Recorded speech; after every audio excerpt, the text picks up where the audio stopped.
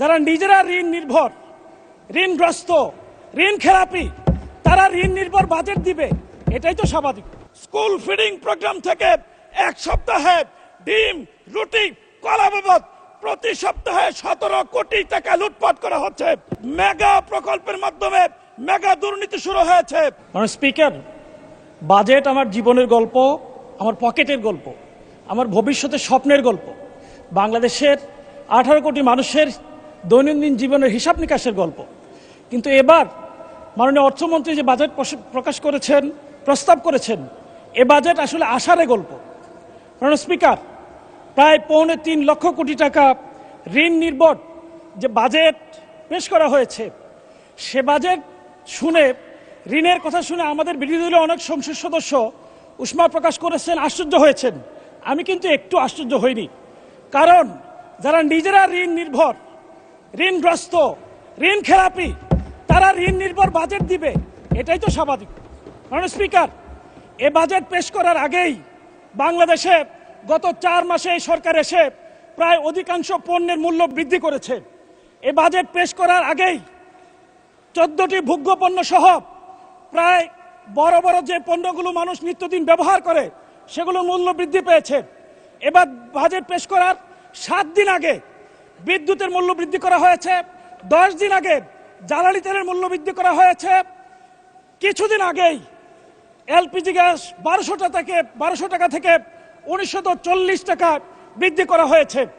মাননীয় স্পিকার, জ্বালানি তেলের মূল্য বৃদ্ধি, গ্যাসের মূল্য বৃদ্ধি, একই সাথে নিত্য প্রয়োজনীয় মূল্য বৃদ্ধির পাশাপাশি পরিবহন ভাড়া আকস্মিকভাবে এত বেশি বৃদ্ধি পেয়েছে, এটা বাংলাদেশের ইতিহাসে সর্বকালের সকল রেকর্ডকে ছাড়িয়ে গেছে।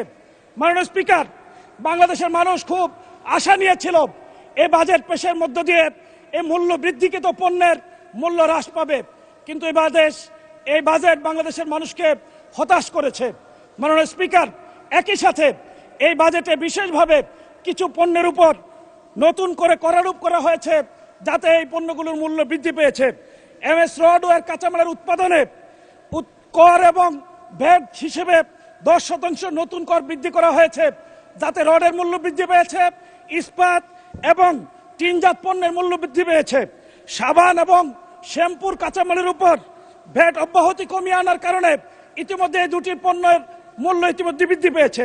মাননীয় স্পিকার, বাংলাদেশ গরিবের দেশ, বাংলাদেশ সমৃদ্ধির পথে যাত্রার দেশ, কিন্তু এই বাজেটকে অনেকে বললো, আমি শুধুমাত্র এটাকে গরিব মারার বাজেট হিসেবে বলতে চাই না।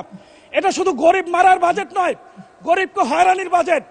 কোটি কোটি খুচরা ব্যবসায়ীদের জন্য এক হয়রানির নাম করা হয়েছে 0.2% অগ্রিম কর স্থাপন করার মধ্য দিয়ে। এই করের মধ্য দিয়ে এই সরকার নতুন করে আমাদেরকে স্মরণ করিয়ে দেয় সেই 76 মনন্তরের কথা। মাননীয় স্পিকার, আপনি জেনে থাকবেন, ইস্ট ইন্ডিয়া কোম্পানি যখন এই বাংলার দেওয়ানি দায়িত্ব পেয়েছিল, তখন তারা রেজা খান নামে এক ব্যক্তিকে ট্যাক্স আয়ের জন্য দায়িত্ব দিয়েছিল। তারা ঘোড়ায় চড়ে যখন বাহিনী নিয়ে গ্রামে গঞ্জে যেত, গ্রামের মানুষ তখন হাল চাষ ব্যবসা বাণিজ্য ছেড়ে যেয়ে জঙ্গলে পালিয়ে যেত। খুচরা ব্যবসায়ীদের মধ্যে ইতিমধ্যে আতঙ্ক শুরু হয়ে গেছে, তাদের উপর যে ভ্যাট করা হয়েছে তাদেরকে এখন পালিয়ে বেড়াতে হবে, হয়রানির শিকার হতে হবে। মাননীয় স্পিকার, এই বাজেট হলো গরিবের জন্য তাচ্ছিল্য এবং অবহেলার বাজেট। এই বাজেটে কৃষি ও পল্লী উন্নয়ন খাতে 57,000 টাকা থেকে বাজেট কমিয়ে 53,000 কোটি টাকা করা হয়েছে। স্থানীয় সরকার এবং পল্লী উন্নয়ন খাতে গত বছর বরাদ্দ ছিল 5.9%, এবছর বরাদ্দ রাখা হয়েছে 4.6%, যা গত বছরের তুলনায় 1.3% কম।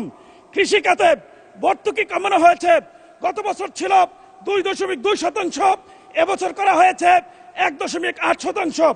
মাননীয় স্পিকার, বার্ষিক উন্নয়ন কর্মসূচিতে কৃষি খাতে বরাদ্দ উন্নয়ন কমানো হয়েছে, গত অর্থ বছরে ছিল 8.9%, চলতি অর্থ বছরে করা হয়েছে 6.21%।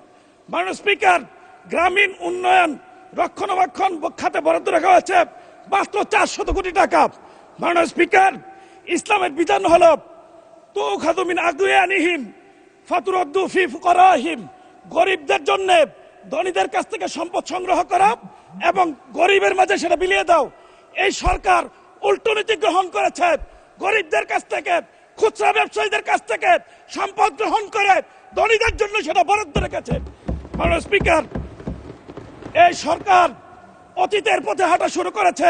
এই সরকার এই বাজেটে দুর্নীতিকে প্রমোট করেছে। দুর্নীতি দমন কমিশনে গত বছর বরাদ্দ ছিল 203 কোটি টাকা, এবার বরাদ্দ রাখা হয়েছে মাত্র 197 কোটি টাকা। 6 কোটি টাকা কম বরাদ্দ দিয়ে দুর্নীতিকে প্রমোট করেছে। মাননীয় স্পিকার, এই সরকার ক্ষমতায় আসার সাথে সাথে দুর্নীতি দমন কমিশনকে অচল করে দেওয়া হয়েছে। এই সরকার আসার কিছুদিনের মধ্যেই দুর্নীতি দমন কমিশনের চেয়ারম্যান সহ সকল সদস্য পদত্যাগ করেছে। এখন পর্যন্ত তারা দুর্নীতি দমন পুনর্গঠন করেনি, যার ফলশ্রুতিতে মেগা প্রকল্পের মাধ্যমে মেগা দুর্নীতি শুরু হয়েছে।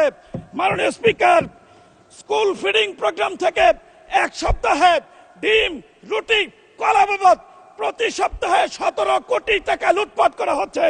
মাননীয় স্পিকার, খাল খনন কর্মসূচিতে প্রতিদিন পত্রিকায় নতুন নতুন দুর্নীতির খবর আসছে। মাননীয় স্পিকার, দুর্নীতির নতুন রুল মডেল হয়েছে। এখন ক্যালকুলেটরে হিসাব করে 10 থেকে 15% পর্যন্ত ঘুষ নেওয়া হচ্ছে। মাননীয় স্পিকার, দুর্নীতিকে প্রমোট করার জন্য সারোয়ার আলমের মতো সৎ, শিক্ষিত, সদরপি এই বাংলাদেশের একজন ক্লিন ইমেজের ডিসিকে সিলেট থেকে প্রত্যাহার করা হয়েছে।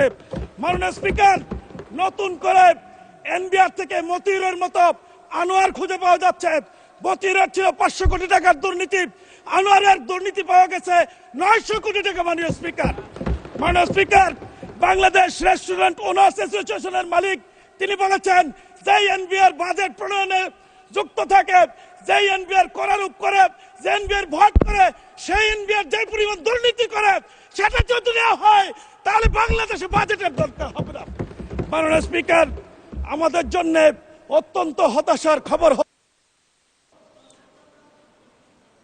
আপনাকে 2 মিনিট দেওয়া হলো, 2 মিনিটে শেষ করবেন। মাননীয় স্পিকার, আমাদের জন্য অত্যন্ত হতাশার হলো এই বাজেট জুলাইকে ধারণ করেনি। এই বাজেট আমার ওয়ালিউল্লাহ মুকদ্দাস ভাইয়ের গুম হওয়া সন্তানের কান্নার খবর রাখেনি। গুম কমিশনের জন্য এই বাজেট 1 টাকা বরাদ্দ রাখেনি। মাননীয় স্পিকার, আমি সর্বশেষ বলতে চাই, মাথায় অতিরিক্ত বোঝা নিয়ে পাহাড়ের চূড়ায় চড়া যায় না, স্বপ্ন দেখা যায়, পৌঁছা যায় না। মাননীয় স্পিকার, সমুদ্রের জলরাশি অনেক বেশি, কিন্তু কোনো পিপাসার্থ মানুষের পিপাসা মেটাতে পারে না। কিন্তু সামান্য কূপের পানি শত শত বছর ধরে হাজার হাজার মানুষের পিপাসা মেটাতে পারে। সুতরাং বাজেট বড় হলেই চলবে না, ঋণ নিয়ে কোটি টাকা বরাদ্দ রাখার মধ্যে বাজেট নয়। দুর্নীতি কমিয়ে সুশাসন নিশ্চিত করে ন্যায় ভিত্তিক, ইনসাফ ভিত্তিক, জাকাত ভিত্তিক ইসলামের আদলে যদি খরচ করা যায়, কম বাজেটেই বাংলাদেশকে কাঙ্ক্ষিত গন্তব্যে পৌঁছে দেওয়া সম্ভব। মাননীয় স্পিকার, আমি আমার প্রিয় এলাকাবাসী কাপাসিয়ার জন্য কিছু কথা বলতে চাই। কাপাসিয়ায় জাতীয় ফল কাঁঠাল সহ আনারস এবং কাপাসিয়া উৎপাদিত ফল সংরক্ষণ করার জন্য আধুনিক হিমাগার নিশ্চিত করা দরকার। মাদক, সন্ত্রাস, চাঁদাবাজি এবং কিশোর গ্যাং রুখতে বিশেষ যৌথ অভিযান পরিচালনার জন্য বিশেষ বরাদ্দ দাবি করছি। কাপাসিয়াকে শিল্প বান্ধব করতে অবকাঠামো উন্নয়নে আমি বিশেষ বরাদ্দ দাবি করছি। ট্রমা সেন্টার এবং মাদক নিরাময় কেন্দ্র প্রতিষ্ঠার জন্য মাননীয় স্পিকার, আপনার কাছে আমি আপনার মাধ্যমে মাননীয় মন্ত্রীর কাছে বিশেষ বরাদ্দ দাবি করছি। রাজেন্দ্রপুর থেকে টুক পর্যন্ত হাইওয়েকে 4 লেনে উন্নীত করার জন্য বিশেষ বরাদ্দ দাবি করছি। নরুন থেকে চেরাগালি মোড় হয়ে কাপাসিয়া পর্যন্ত এই রাস্তাকে 4 লেনে উন্নীত করার জন্য বিশেষ বরাদ্দ দাবি করছি।